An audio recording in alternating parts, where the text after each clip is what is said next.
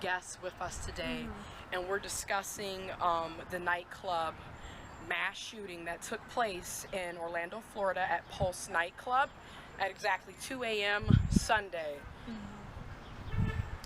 So, hi, Courtney. You guys probably recognize me, co-host of AskAMillennial. We actually just got done. There was a visual here in Flint, Michigan with an amazing, beautiful turnout. I cried through like half the thing, more than half the thing, but that's okay. Overall thoughts for me right now is 50 people had to die just because someone wasn't happy with their lifestyle. How can someone hate love so much that they literally have to go on a killing spree and kill 50 people and injure 50 more? It just doesn't make sense to me. I think that's another thing that we need to think about. We need to highlight these extremist ideologies. I know a bunch of Muslims, like, they're good people. The Flint area has a high population of Muslim people, and you guys probably know that Flint's going through a water crisis right now. It's still happening, by the way. And the Muslim population here has done so much work, water distribution, funding, charity, all that stuff. So I don't want people to start this anti-Muslim propaganda, which I know Donald Trump is pushing that right now, but that's a whole different story. But when it comes to those extremist ideas or those extremist ideologies, those are very dangerous, and that's something we need to look into, and not just cause group against group, because that's what America has been about for decades, ever since the damn country was founded. And so we don't need to do that whole group against group. It's so hard to say. We don't need to do that. We need to love. We need to unify, and the struggle for rights for same-sex couples or transgender people is still ongoing. It hasn't stopped here. So This is Brittni, owner, founder, creator of BWard Designs. Yay. So links to her information will be also in the description box. Hi, this is awkward. I'm still in the emotional phase. yeah, it's hard to right now, but it's complicated. I guess my question is, like, when will the integration start? Because I told them, like, this community is here. I may not be gay, but I'm with this community because I feel for them, and I feel for when your happiness has been compromised and how that feels. So I don't know. I really don't know. It just sucks because this whole world is corrupt. And so to narrow down on one issue may seem like we're being biased to the others, but it is also overwhelming, especially for activists such as us. intersectionality.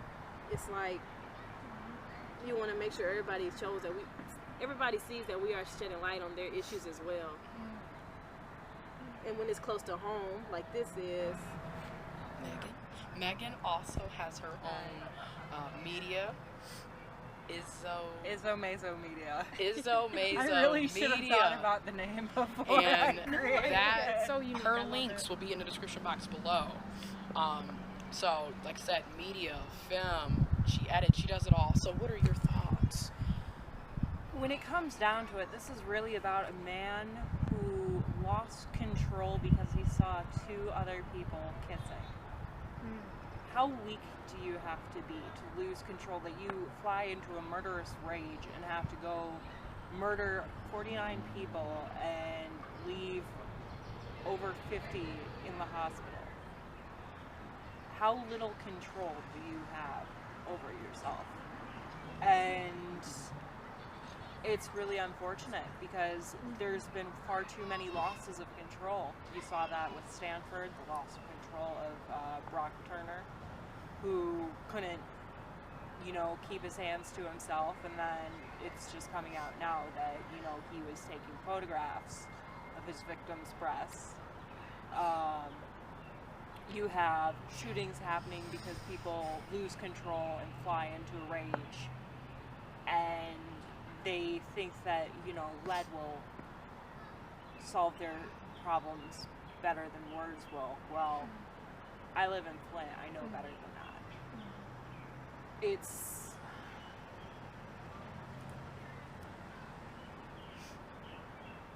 people need to stop losing control. You have the choice to remain in control. And I got a bad temper. But you know what? I would never see two people kissing, even if it was my ex and the person I hated the most.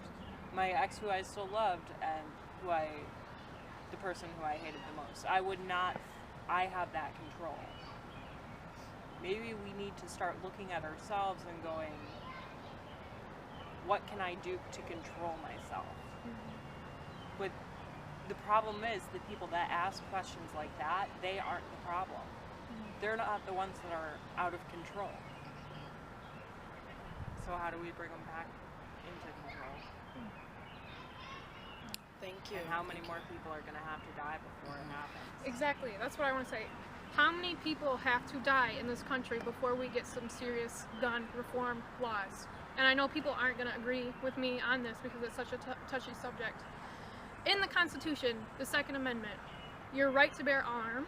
Okay, let's think about that. Think about guns back in the day. Yeah, you had to sit there and like muskets. We shoot weren't it, talking about assault reload rifles. It, shoot it again. No, you had to clean it too. Yeah, clean. You had to stop. You had Exactly. to clean it out. You had to reload it. Then you could fire again. And you We had weren't to do talking this about every automatic Now- assault rifles. time. Now we're talking about like that's what we're talking about now, and people are upset that there's policymakers out there that want to amend that amendment. And how many more people have to die before we get that done?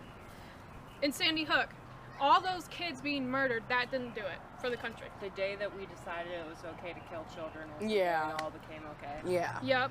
Makes you wonder if anything's even going to change this. Thing that I want to Exactly. say, following back on what the rest of these amazing individuals stated, is that when is enough enough? We keep having visuals, we keep having hashtags, we keep making signs and sharing pictures of people whose lives have been taken away from them or been discriminated or abused and suffered at the hands of society, and we keep forgetting that we are society.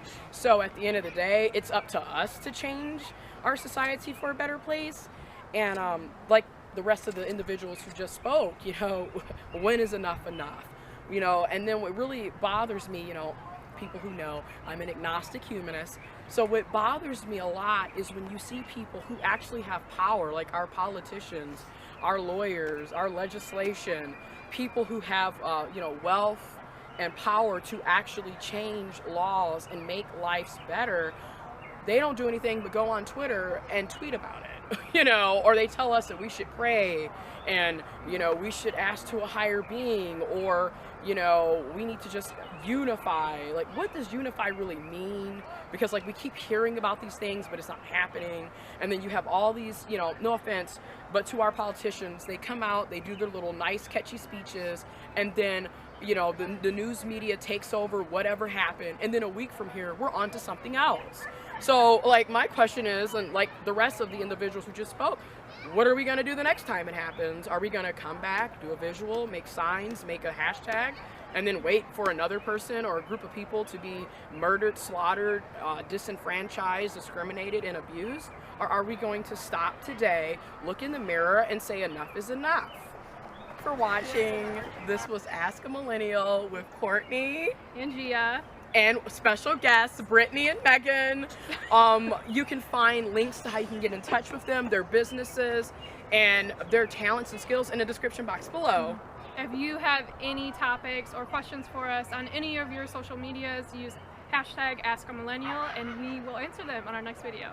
Yes, Thank you. and we stand with Orlando. We stand with Orlando. We stand with all people that have been oppressed, discriminated against. We're for social justice, Yep. equity, and freedom for all. The fight is not over. Yes. Thank you for watching.